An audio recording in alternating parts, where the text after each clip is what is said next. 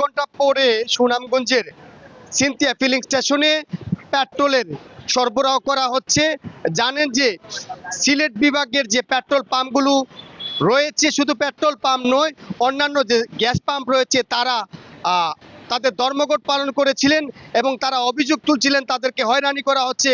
পুলিশি যে হয়রানির পাশাপাশি তাদের এখানে জরিমানা করা হচ্ছে, এমন কয়েকটি দাবিতে তারা যখন ধর্মঘট করছিলেন রাত থেকে, আজকে সকাল থেকে এই সুনামগঞ্জের যতগুলো পাম্প রয়েছে সেই পাম্পে ভিড় ছিল এবং পরিবহন শ্রমিকদের একটি দেখতে পাচ্ছেন যে এখন এই মুহূর্তে যখন স্বাভাবিক হয়ে আসছে, তেল দেয়া হচ্ছে, তখন কিন্তু লম্বা লাইন দেখা যাচ্ছে। তবে এই জায়গায় কথা হচ্ছে, যেহেতু কর্তৃপক্ষ বলছে তাদের কাছে জ্বালানি সীমিত রয়েছে, এখন তারা মাত্র 300 টাকার জ্বালানি দিচ্ছেন।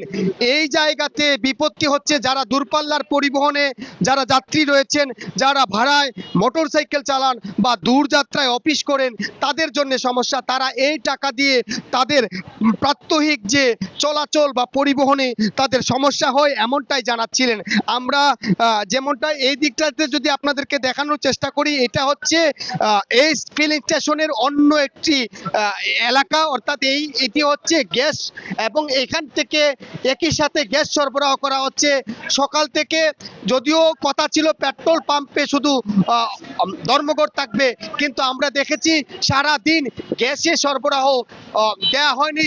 এই কারণে দুপুরে তাদের যে এই শ্রমিকদের একটি ধর্মঘট আমরা দেখেছি দুপুর অবধি, এবং রাস্তা অবরোধ করে এখানকার শ্রমিকরা তারা ধর্মঘট পালন করেছেন। আমরা এক দুজন যারা মোটরসাইকেল চালান তাদের কাছ থেকে জানার চেষ্টা করব যে তারা আসলে এই যে সীমিত পরিমাণে তেল দেয়া হচ্ছে, এতে তাদের মধ্যে স্বস্তি আছে কিনা বা তাদের হবে কিনা। না, আমাদেরকে প্রয়োজনের তুলনায় খুব কমই দেওয়া হইতেছে তেল, বুঝছেন? আর লাইনও 2.5 ঘন্টা ধরে দাঁড়িয়ে রয়েছে, বুঝছেন? শুনছিলেন উনি 2.5 ঘন্টা ধরে দাঁড়িয়ে আছেন। আমরা হয়তো সামনে কেমন যারা দূরপাল্লায় যান, যারা ভাড়ায় গাড়ি চালান, এই তেলের টাকা দিয়ে এই তেল দিয়ে হবে কিনা বলবেন? ভাই আমি অনেক দূর থেকে আসছি, প্রায় সারাগাঁও থেকে। যে তেলটা দিতেছে 300 টাকার তেল আমার যেতে যেতে চলে যায়, তো আমি সন্তুষ্ট থাকবো কিভাবে? আচ্ছা, সারাদিন যে আপনাদের গচ্চা গেল বা অপেক্ষা করলেন, এতে আপনাদের কি ক্ষতি হলো? অনেক ক্ষতি হয়েছে আমাদের। তো বাড়িতে বাচ্চা টাচ্চা আছে, বউ বাল বাচ্চা নিয়ে ওইটাতে চলি। ওর তেলের সময় সারাদিন কাটতে জায়গা তেল লইতে পারি না। পাম্পে এসে অনেক সময় রেড করি, এরপরে তেলও দেয় না, হঠাৎ করে তেল থাকে না, 200 টাকা 300 টাকার তেল দেয় এরকম ভাবে।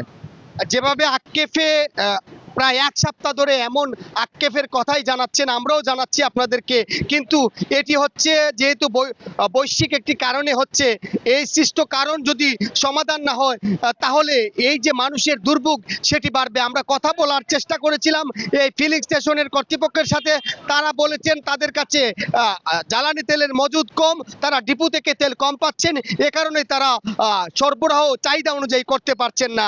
যদি ডিপো থেকে তাদেরকে তেল বেশি দেওয়া হয় তাহলে তারা গ্রাহকদের চাহিদা অনুযায়ী তারা তেল দিতে পারবেন।